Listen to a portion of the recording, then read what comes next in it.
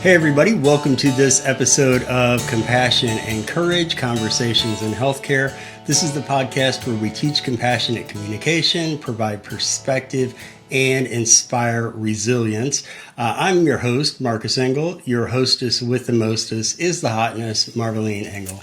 Hello, and I have to tell you, it just started raining outside, so you may hear the thunder, but that's okay. Just go get hot chocolate and we'll do this. I'm so excited about the topic that we're talking about today for multiple reasons.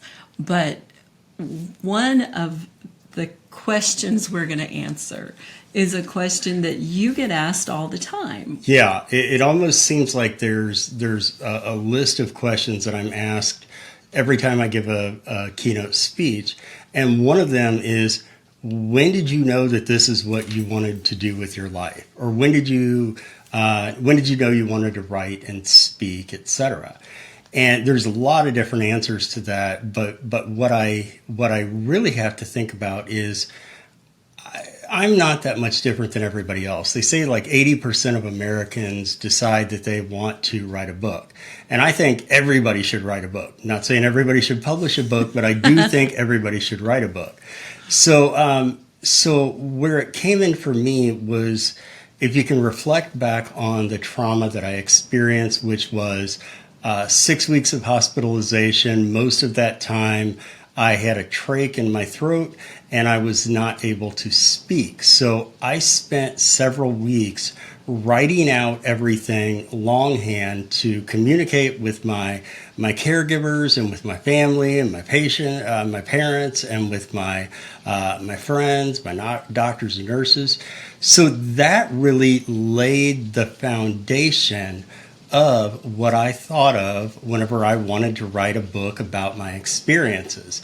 I knew I had had some pretty unique experiences, and I wanted to share those with the world. Hence, sometime I sat down and put my butt in a seat and started writing. And, tracheostomies have become a part of our language. I think everybody understands that. Most people, but it means literally you can't make sounds, you can't speak at all. So being able to answer, when you got to the stage, you could answer your family's questions, your visitors' questions, your care team's questions. Your mom is so precious. I love her for so many reasons, but one of them is she kept every single legal pad page that you wrote on, and she actually put the date on it.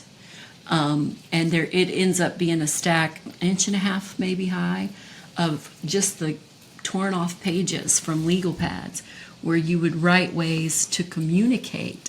Right. Can I have some water? Can I have something for pain? Who's in here? Where did you go? Those kind of things. See, you have this photographic memory. I don't know that you realize it's like this far from being actual photographic. Because when we began writing after this, we took those pages from your mom, and they were already chronological, and I could pick out a random page, and I could say, this one says, whatever I said, and you could almost tell me everything else that the story around it. Yeah, who else was there? Who was I talking to? You were talking to. You filled in all the blanks. And considering the amount of pain medication, they were trying so hard to keep you comfortable.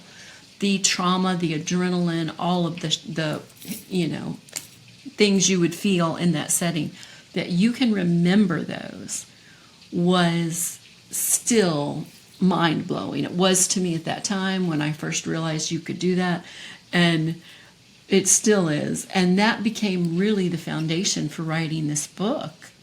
Which is, by the way, we haven't said this. It's called After This, An Inspirational Journey for All the Wrong Reasons. And can you not think of a better title than that? But people ask me, what was your favorite book that I've helped edit of yours?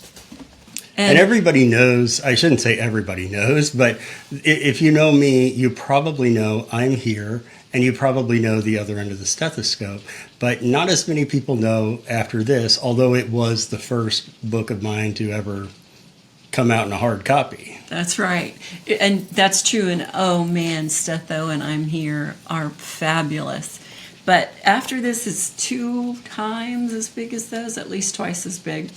And it is the whole story.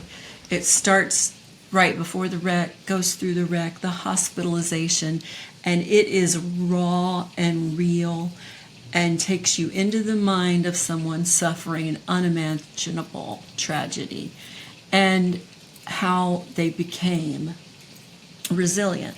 It goes through all the way through you going to O&M school, Right. which is orientation and mobility, and learning all kind of skills and getting back to college.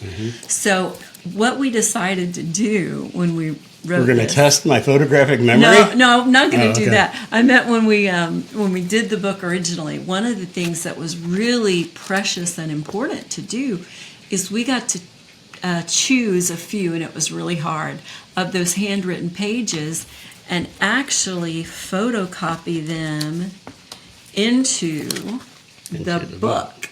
And I don't know, maybe we'll be able to attach some of those. But they say stuff like, and I'm just going to randomly open pages. I have a couple like, I need a pain shot, I need a glass of water. This one I found really interesting. It was, did you get pictures of the car? And what do you know about the other driver? And then the abrasion on my butt hurts, which the combination of those things together, that your mind is just flipping, but you had road rash so bad. And we talk about that you had, hip displaced and the double compound fractures and all of the trauma you suffered. But I think you might have complained about road rash and the pain of it some of the most because it rips layers of skin off your whole body. Well, and of course, if somebody's got road rash that's on their butt or their posterior region of any sort, and you're laying in a hospital bed, you're aggravating that injury. Right. It doesn't get a break. Yeah. And there's so many things I won't, but one thing I want to go to is on this one page you say, get me a pain shot. And then you said, and you underlined this. So there is absolutely nothing. I don't have a chance for improvement, a transition, or something. And Transplant. I think that's what you meant. Transplant. Yeah, this is me talking to those Transfusion, ophthalmologists. I think. But right, and then you say, no, this was not when you were talking to the. Oh, it's not? No, this is a different page. But you say, why didn't I just die? Yeah. Why live like this? Yeah. It's And a contemplative question, right?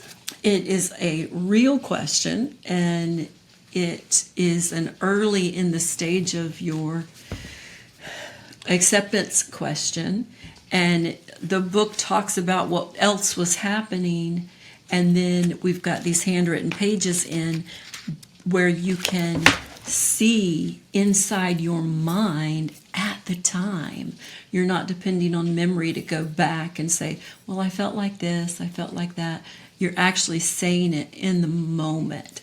So that is why this is my favorite book. It's a little bit longer. Sometimes, I say, oh, I'm Here's great because, you can sit in the bathroom and read it.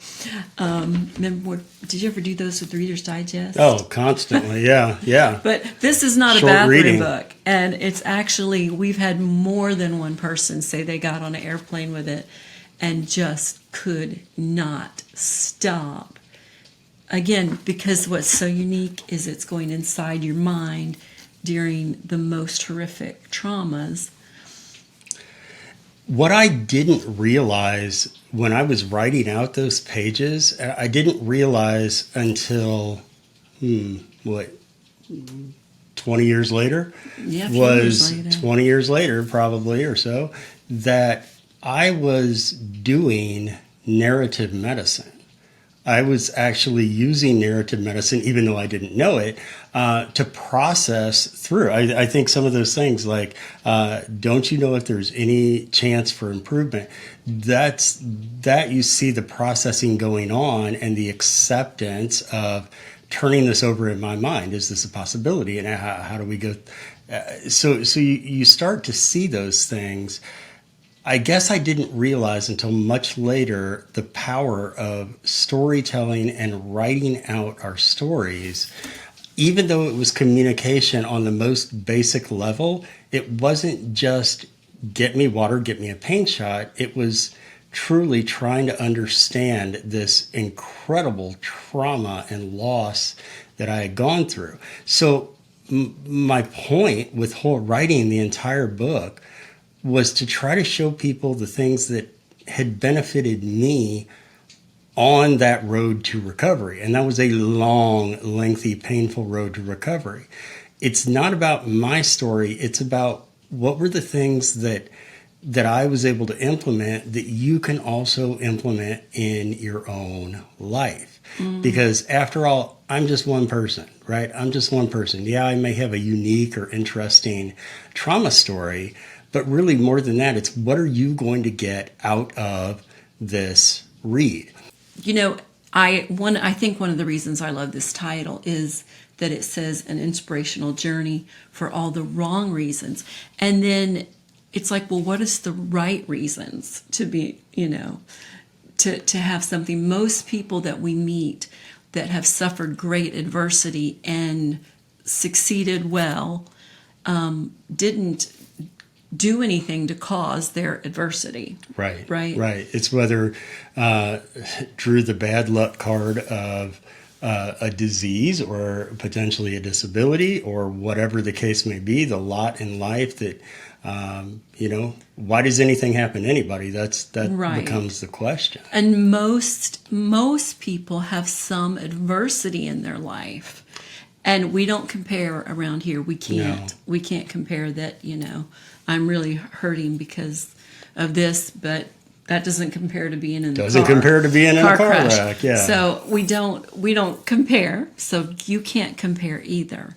If you're dealing with adversity and pain and suffering and trauma from just a day-to-day work life or something, you have suffered. have suffered. And so what I do in narrative medicine work, in any type of narrative work, is to help people own their stories and have the invitation to write their stories, feel comfortable writing that story, and then also, if they choose, sharing their story. And why do we do this? Because we are at our most human when we are listening to the experiences of other human beings and we are sharing our experiences as human beings with others. If you go back to caveman times when they're sitting around the cave at night or sitting around the fire at night, guess what's being told? Stories of what transpired during that day, the human stories that net us all together as residents of this planet. And that we learn from and we heal from. And you had no idea at the time, but you were doing narrative work. I was doing narrative work. The people around you were, because they were reading and listening and observing. And by sharing it, you're continuing to do narrative work. And when we read it, we participate in the witnessing part of witnessing someone suffering and being moved by it and seeing how we can carry that forward into our life. So often when I'm doing a narrative medicine, narrative nursing, or narratives of healing and healthcare workshop, someone will share a story and it's got some vulnerability to it, right? Yes, it's got some loss. And I feel like we human beings are often afraid to share our stories until we have an invitation. And by doing these workshops, it presents the invitation. It's amazing how much the individual speaker feels better after sharing that story.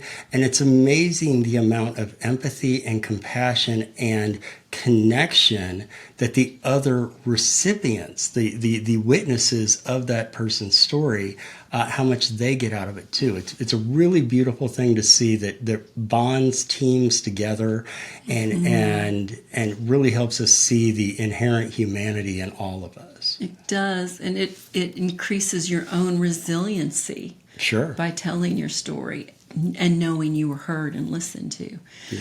So that is why, after this, an inspirational journey for all the wrong reasons, just ekes out the other two as my favorite. It's like kids, don't have a favorite, but come on, we usually do. And I'm just teasing, but it just ekes them out by a little bit because I love that it's the whole story in one place. And I think it's a great foundation for the other two books. But yeah, it has a very special place in my heart. And we met this way because of this book. So that's right. All the reasons. And that's another podcast you can go back and look at. How did we meet? How did we meet? So writing your memoir. Boy, yeah. So life. whenever I wrote a memoir, it of course changed my life. And of course, once you write a memoir, you hear from many other people how they would like to write a memoir. So I thought I'd give you a couple of ideas for if you want to write a memoir. And I think you should, right? Here's the invitation right here, right now. Write the book. Yes. Write the book, put your butt in the seat, write the book. Really, that's my first piece of advice, right? Butt in seat, fingers on keyboard, fingers around a pencil and a legal pad. But sit down and start writing. Maybe during the writing process, you figure out that, hey, I don't want this to be a book, or this isn't a book. And maybe it turns into something else. Maybe it's an essay. Maybe it's a short story. Maybe it's a blog post. Maybe it's a letter to yourself or a letter to someone else. Just sit and start to write and see where it goes. But the second piece of advice that I give to everyone is to run, don't walk, and get yourself a copy of Stephen King's book on writing, a memoir of the craft. Between you teaching me about writing, Marveline, and Stephen King, I feel like the reason that I am even an adequate writer is because of you and Stephen King. So thank you. Well, thank you. Even my name in a sentence with a person who's been so prolific. But that is actually when you do coaching, when we teach seminars, one of the first things we say is it's almost required reading if you want to even consider doing something on a professional level or even on an excellent level.